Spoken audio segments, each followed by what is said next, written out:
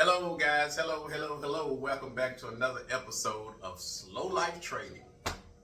Well, today is Fed Day, okay?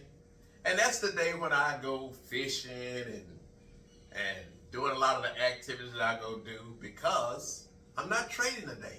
And when I don't trade on them days, for the most part, I don't even watch the market. And sometimes I do, sometimes I'll see, if what the Fed done, make the market move real big.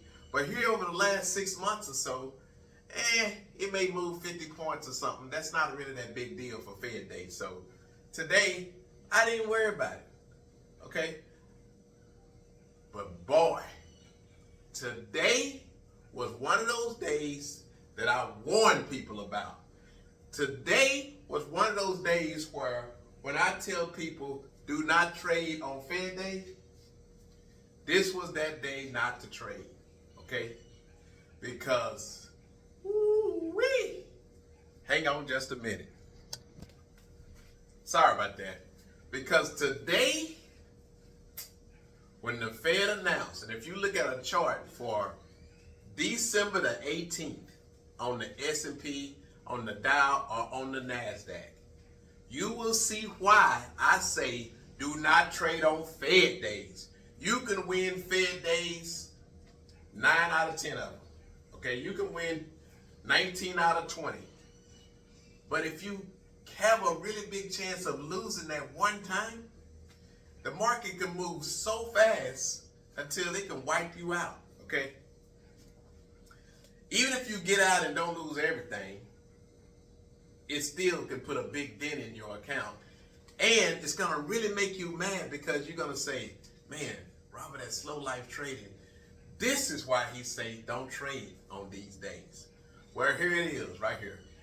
And this is also part of being disciplined. It's hard. Discipline is called discipline for a reason.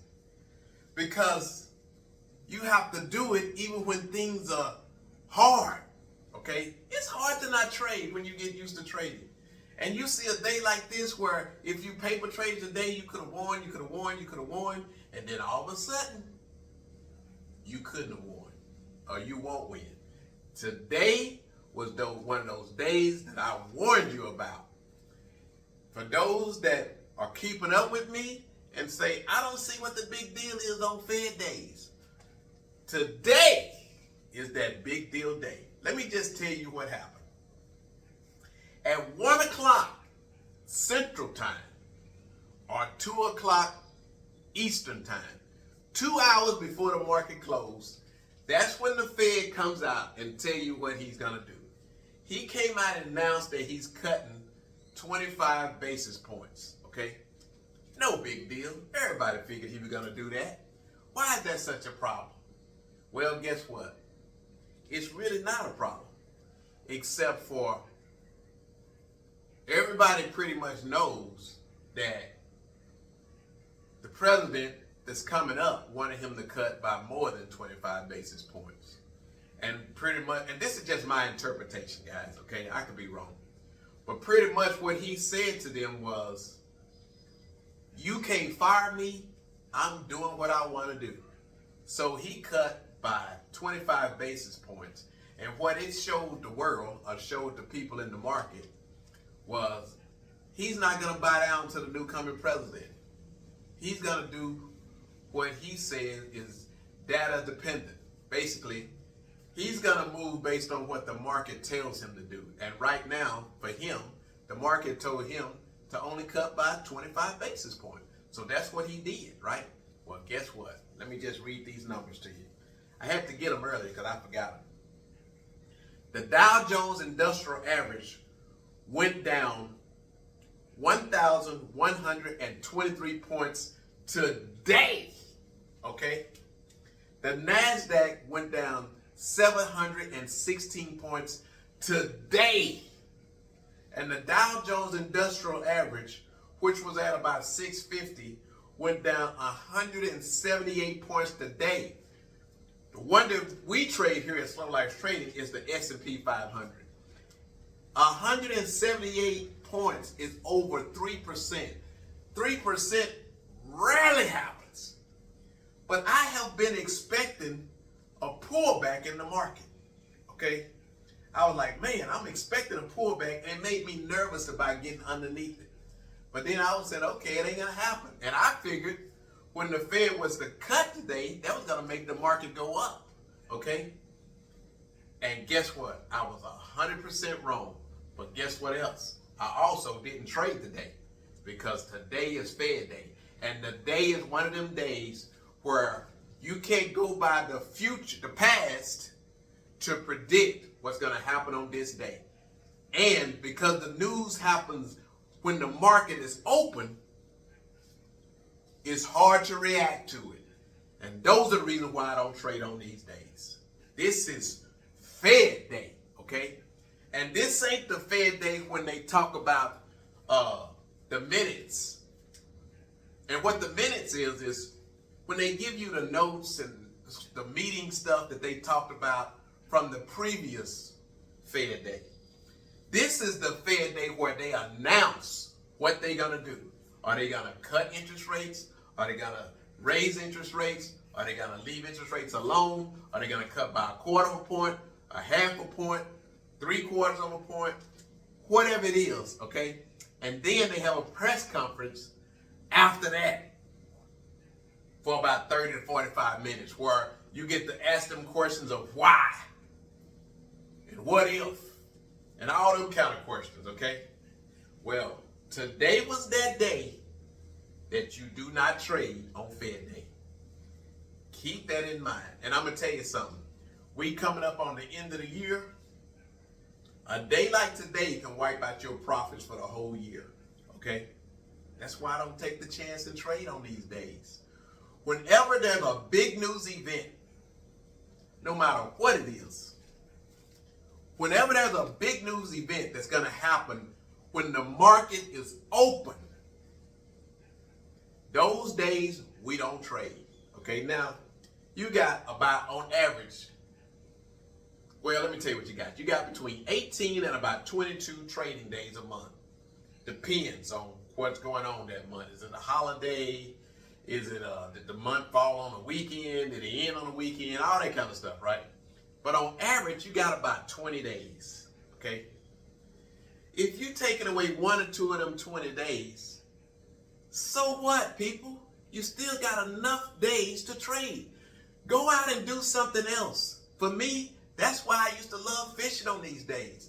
That's why I love going and doing my adventure activities on these days, okay? Tomorrow, we going to fly an airplane. Me, Evan, and Cortez to fly over the city of Merida and the Progreso Beach, okay? And so that means I'm probably not trading tomorrow either. But today, and the volatility jumped up from like 15 to 27 and something. That's a 12-point jump since 1 o'clock to 3 o'clock in 2 hours because the market took a dump, okay? And here the trip part is, the market actually opened positive today, okay? When I go back and look at it, and then it went down, and it never stopped falling. And when you win these trades, on a day like today, it's one of the most stressful things that can happen to you. It's totally not slow life trading, okay? And I just want you to know, guys, that I'm not just telling you stuff because I think or because I heard. I'm telling you stuff because I done experienced being in this stuff when this happens. It's not a good feeling, okay? It is far from a good feeling. So when I tell you to do something or not to do something, please listen, because you can always trade tomorrow, okay? Just know that. You can always trade the next day, okay? If you stay in on a market day like today, even if you manage to not lose everything, it can wreck your confidence. But it's wrecking your confidence for the wrong reason. I told you, you cannot predict the market when the news is coming out, when the market is open. Big news. I ain't talking about no little bitty news on one stock. The Fed raising or lowering interest rates and the stuff that he talks about after, he does that when he comes out with that press conference, that is huge news that affects the whole market. Okay? Interest rates affect everything. Okay? Because everything in the U.S. is tied to finances.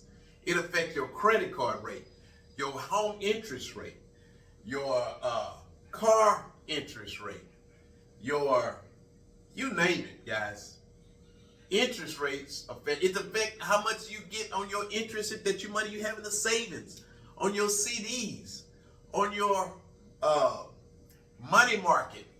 It affects everything. Okay, interest rates affect the United States in all kinds of ways. Okay, finances pretty much tap into everything that happens in the U.S. and probably the world. I'm just using the U.S. Okay, so guys, I'm begging you, if you are a slow life trader, now there is one way you can trade this, but that's by doing a debit spread, not a credit spread. Okay, you would have done a debit spread today on both sides. Oh, forget about the side on the top side. You would have lost money on that side, but you could have made way more than made up for it on the downside, because the market down over 3% today, guys. 3%, 170 something points. Okay, anyway, so if you don't listen to nothing that I tell you, please listen to this. Do not, please do not do credit spreads on Fed days, okay? I can't say that enough, because if you do it and you keep doing it, one of these days it's gonna burn you. And it's only one day. Heck, guys, get some of your things done that you need to do that you always wanted to do on that day. Go shopping, sleep in, whatever the case may be. Just do not trade credit spreads on that day. Now, if you want to put on a cheap debit spread on both sides, because sometimes it's hard to know which way it's going to go, I'd go for it. I ain't got no problem with you doing that. Just stay away from credit spreads on Fed days. And really, any big news event day that the market is open. Okay? So anyway, guys, I just wanted to come out to you and tell you that there is no way I could see that market fall like that and not come out and make a video on it. Okay? That is newsworthy. The market tanked today, big time, okay? And it's a day that we should not have even had to worry about, because it's one of them days where if you're a slow life trader, you shouldn't even be trading today, okay? I didn't even watch the market today. I went and got me a mani-pedi, okay? And I went on an extended long walk this morning. Anyway, guys, if you like this video, please hit the thumbs up button. And if you're not subscribed, please subscribe. And if you're interested in slow life trading, hey, hit me up and let me know that too. Until the next time, guys, peace out and see you on the other side.